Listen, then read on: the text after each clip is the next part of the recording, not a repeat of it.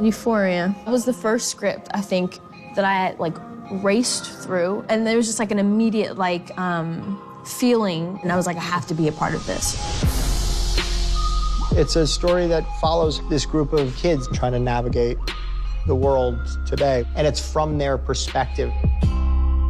There is an incredible amount of judgment sort of levied against younger people for being on social media, and it's always sort of perceived as this sort of narcissistic pursuit. How do you navigate this world that's changing every month day to month? Yeah. And I think one of the biggest hurdles with this show is how do we create empathy for this generation in an older generation?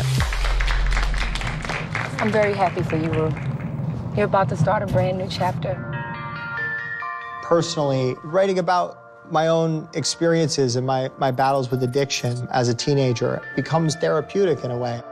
This show can't be written by anyone else because it's so personal. I understand Rue, and for some reason, and I can't really describe it, but she doesn't feel like a huge departure from who I am, Right. which is you would think weird.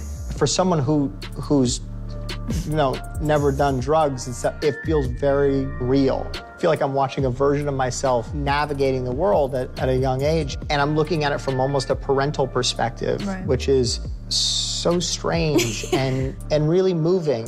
I have this idea that basically all the characters are just like different facets of your personality.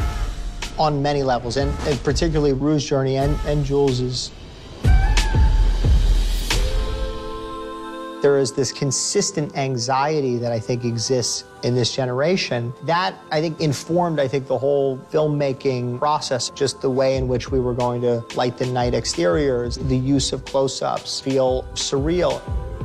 It harkens back, I think, to that feeling of when you're young and you're alone on a street, that the world feels so much bigger than you.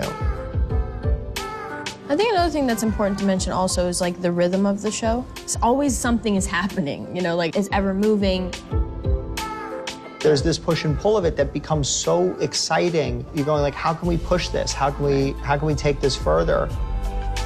The biggest challenge in making anything that deals with, I think, tough subjects in teenagers in general is wanting to be sort of open about the drugs and sex. In not a shock value kind of way, you know what I mean? And I think that there's a real responsibility that any artist has to grapple with, the highs, the lows, the joy, the pain, and the trauma, if they're gonna put it on screen. Yeah. There's so many people in this show to care about. It's what excited me was the psychological exploration and finding the love and the empathy for the characters. There's a hopefulness to it. I had made a new best friend, and for the first time since getting out of rehab,